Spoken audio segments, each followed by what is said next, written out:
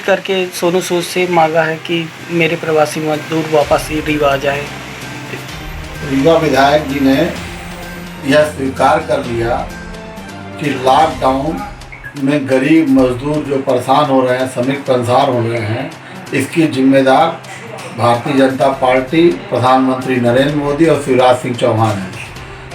देवेंद्र फडणवीस वहाँ के मुख्यमंत्री हैं, पूर्व मुख्यमंत्री हैं, उनसे मदद नहीं मांगी। मोदी जी लगातार बोल रहे हैं कि हम मजदूरों के लिए ट्रेन, प्लेन सब भिजवा रहे हैं। शिवराज सिंह जी बड़े बड़े दावे और नरोत्तम जी बड़े बड़े दावे कर रहे हैं। ये सारे दावे पूर्व मंत्री के द्वारा ट्वीट करने के बाद फेल हो जा रहे हैं कि भारतीय जनता पार्टी का यह सिस्टम पूरा फेल हो गया।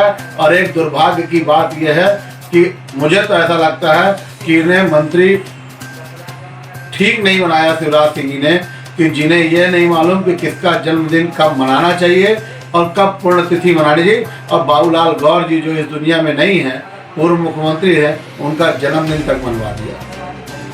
शुक्ला ने ट्वीट किया है सोनू सूद के लिए कि मेरे प्रवासी मजदूर वापस आए। इस पर आप?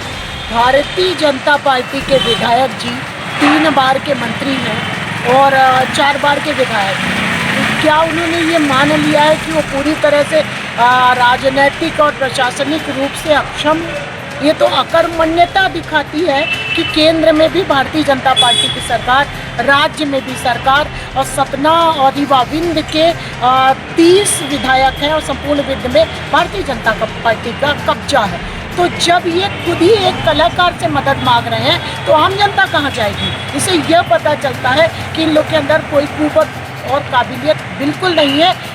और इससे ये भी सिद्ध हो जाता है कि पिछले 2 महीना में तमाम देश के लोगों ने जो परेशानी भोगी है, तो ये आम जनता के आगे हाथ पसार रहे हैं। आम जनता तो बेचारी आम जनता से मदद मांग के अपना काम चला ही लेगी। पर विधायक जी ये बताएं कि आपके अंदर प्रशासनिक दक्षता नहीं है, आपकी सरकार केंद्र में, आपकी सरकार राज्य में, ये तो सीखिए आप कांग्रेस पार्टी से कि उत्तर प्रदेश में 20 साल 25 साल से सरकार न होने के बावजूद 1000 बच्चों की बात की और जब 950 बस दे दी, उसमें कुछ 25-50 ऑटो के नंबर थे, तो आप लोगों को इतना बुरा लगा और आपने मुकदमा कायम कर दिया। आज भी हमारे प्रदेश अध्यक्ष जेल में है, तो आपके ऊपर कौन सा मुकदमा कायम होना चाहिए कि आप हम निकम्मे हैं और हमसे कोई काम नहीं होता?